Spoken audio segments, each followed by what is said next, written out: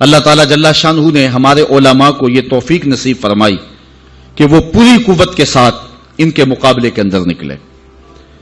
پیر سیدنا مہر علی شاہ رحمۃ اللہ تعالی آپ حرمین طیبین حاضر ہوئے تو حضور علیہ السلام کی خواب میں زیارت نصیب ہوئی اور آقا کریم نے فرمایا مہر علی تم یہاں آئے ہو، قادیان کا دجال تعویلات فاسدہ کی کینچی سے میری شریعت کو کاٹ رہا ہے. تو حضرت پیر مہر علی شاہ رحمۃ اللہ تعالی علیہ پھر وہاں سے واپس آئے اور اس دجال کے خلاف 2 کتابیں لکھی جن کا آج تک جواب نہیں ہو سکا. 2 کتابیں لکھی، اس سے جواب تو نہ ہو سکا، لیکن پیر مہر علی شاہ کو اس نے چیلنج کر دیا کہ آپ میرے ساتھ مناظرہ کریں، اور خود جگہ مقرر کر دی لاہور کی بادشاہی مسجد، اور خود ہی شرائط مناظرہ طے کر لیں اور کہا کہ آپ کے ہاتھ میں بھی کاغذ قلم ہوگا، میرے ہاتھ میں بھی کاغذ قلم ہوگا، ہم تفسیر لکھیں گے، علماء کی جوری بیٹھے گی، جس کی تفسیر اچھی ہوئی وہ سچا ہوگا. یہ تو کوئی بات نہیں تھی، لیکن پیر صاحب نے کہا ٹھیک ہے آ جاؤ. پیر صاحب پھر گولڑا سے چلے اور لاہور پہنچے. یہاں ایک اور بات میں بتاتا جاؤں، جب پیر صاحب وہاں سے آئے تو اکیلے نہیں آئے، علاقہ بھر کے علماء کو ساتھ لیا. پیران عزام کو کہا آؤ چلے لاہور، ایک دجال کا مقابلہ کرنے جانا ہے. ایک پیر صاحب کو پیغام بھیجا تو انہوں نے کہا پیر صاحب ہم پیر لوگ ہیں، چھوڑو آپ کس کام میں پڑ گئے ہیں، ہمارا کام کیا جو ہے وہ ان امور سے. تو پیر صاحب نے جو جواب بھیجا وہ تاریخ کے ریکارڈ پہ ہے. فرمانے لگے پیر صاحب یہ پیری نہ ہوئی، یہ بغیرتی ہوئی. ختم نبوت پہ ڈاکہ پڑ رہا ہو اور ہم پیری کی بکل مار کے بیٹھے رہیں. پیر صاحب وہاں سے چلے اور لاہور پہنچے. مرزا دجال کو نہیں آنا تھا، نہ آیا، اور اس نے بہانہ یہ بنایا کہ پیر صاحب کے ساتھ سرحد کے پٹھان آئے ہیں اور وہ مجھے مار دیں گے، اس لیے میں لاہور نہیں گیا. پیر صاحب پھر گئے اور آپ جشن فتح کا منایا.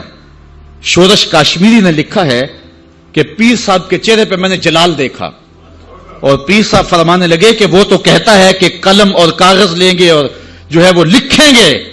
کہا کہ اگر وہ آ جاتا تو میں کاغذ پہ قلم رکھ دیتا، قلم خود ہی لکھتا. اللہ اکبر یا رسول اللہ.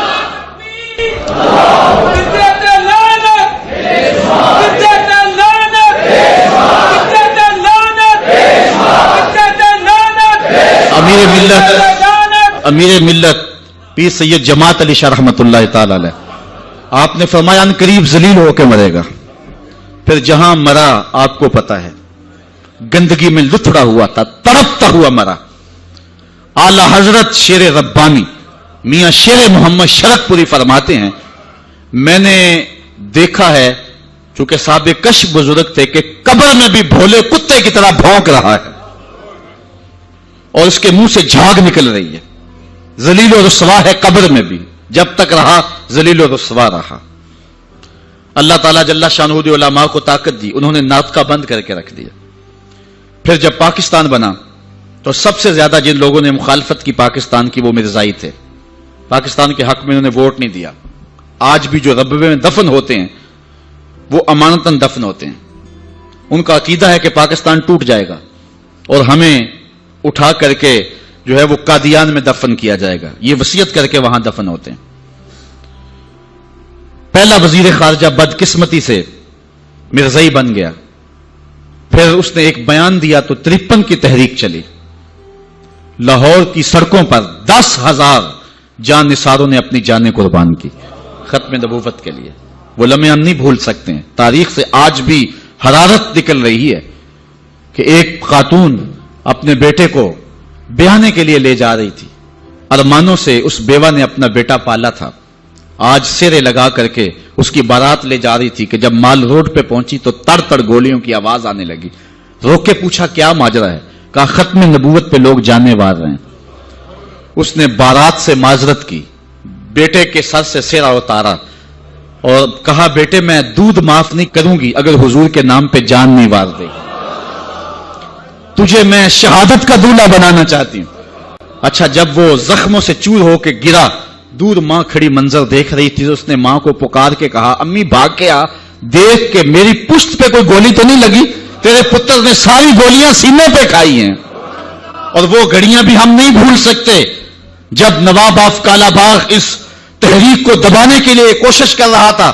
وقت کا گورنر وزیر خان کی تاریخی مسجد میں علامہ نیازی للکار رہے تھے، او نواب آف کالا باغ، تیری لمبی لمبی مونچھوں سے بغاوت ہو سکتی ہے، محمد عربی کی کالی کالی زلفوں سے بغاوت نہیں ہو سکتی ہے۔ پھر ایک ڈی ایس پی کے قتل پر علامہ نیازی ماخوذ ہوئے، جیل میں چلے گئے، سزائے موت ہو گئی۔ پیرزادہ اقبال احمد فاروقی نے لکھا ہے کہ ہم 9 عمر تھے، علامہ نیازی سے ملنے گئے، تو جس شخص کو سزائے موت ہوئی ہے اور حضور کے نام پہ ہوئی ہے، جب اچانک اس کے چہرے کو دیکھا تو ہمارے اوپر ایک وحشت طاری ہوگی، دہشت طاری ہوگی، ہم رونے لگے۔ نیازی صاحب نے جو قمیض پہنی تھی وہ جیلیوں والا لباس، چونکہ قادآور تھے تو پیٹ ننگا ہو رہا تھا، تو نیازی صاحب ہمارے قریب آئے تو ہمارے سر پہ شفقت کا ہاتھ رکھا اور ہمیں تسلی دینے لگے۔ اللہ ہوتا یہ ہے کہ جب کوئی جیل میں پہنچ جائے اور اسے سزا موت ہو جائے تو اس کا خون گھٹ جاتا ہے، لیکن تاریخ کا ریکارڈ ہے کہ علامہ نیازی کا خون بڑھ گیا تھا۔ جس دھج سے کوئی مقتل میں گیا وہ شان سلامت رہتی ہے، اس جان کی کچھ پرواہ ہی نہیں، یہ جان تو آنی جانی ہے۔ تو جب کہتے ہیں ہم لرز گئے تو نیازی صاحب نے ہمارے سر پہ ہاتھ رکھ کے مسکرا کے کہا، او بیٹو، ان کا لباس مجھے پورا نہیں آتا، پھانسی کا پھندا کیسے پورا آئے گا؟ اور پھر زمانے نے دیکھا کہ باعزت اور باوقار علامہ نیازی جو ہیں وہ باہر تشریف لائے، سلسلہ چلتا رہا۔ جب بھٹو کا دور آیا 74 کے اندر نشتر کالج کے کچھ طلبہ مری جا رہے تھے، ربوے سے گزرے تو مرزائی غنڈوں نے ان کو جو ہے وہ سب و شتم کیا اور غوب و زود کیا، ان کو مارا زخمی کر دیا۔ تو تحریک پھر دوسری بار جو ہے وہ مرزائیت کے خلاف اٹھ کھڑی ہوئی، جو کراچی سے خیبر تک پورے بانکپن کے ساتھ چلی۔ اللہ تعالیٰ رحمت نازل کرے علامہ نورانی کی قبر پہ، انہوں نے علماء کے دستخط کے ساتھ جو ہے وہ اسمبلی کے اندر درخواست جمع کروائی مرزائیوں کو اقلیت قرار دینے کے لیے، قرارداد پیش کی، اور پھر کیا ہوا، 3 مہینے کی مسلسل محنت۔ علامہ سارا دن اسمبلی کی کاروائی میں رہتے اور راتوں کو دور دراز علاقوں کا سفر کرتے اور جلسے کرتے اور ختم نبوت پر جو ہے وہ لوگوں کو ابھارتے، اور پھر مرزائیوں کو بھی بلایا گیا، صفائی کا موقع دیا گیا۔ پھر ایک وقت آ گیا کہ حکومت مجبور ہو گئی۔ مسٹر بھٹو علامہ نورانی سے کہنے لگے، نورانی صاحب یہ تو مدارس کے دارالافتاء کا مسئلہ ہے جو آپ اسمبلی میں لے آئے، یہ تو علماء کا کام ہے کہ کون کافر ہے اور کون مومن ہے، تو آپ اس کو اسمبلی کے فلور پہ لے آئے ہیں تو اس کو مدارس میں حل کرنا چاہیے تھا۔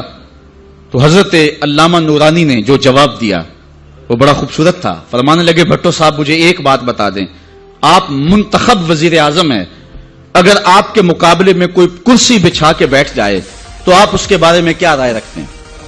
تو بھٹو کہنے لگا، یا وہ باغی ہے یا وہ پاگل ہے۔ تو کہا، بھٹو صاحب وزارت کی کرسی چھوٹی ہے، ختم نبوت کی کرسی بڑی ہے، اب جو کہتا ہے میں نبی ہوں ماننا پڑے گا، یا پاگل ہے یا باغی ہے۔ پھر وہ وقت آیا، 7 ستمبر کی شام تھی کہ اسمبلی کے فلور پر جدھر دیکھتے تھے نعرہ رسالت اور نعرہ توحید اور ختم نبوت زندہ باد کے نعرے ہی گونج رہے تھے۔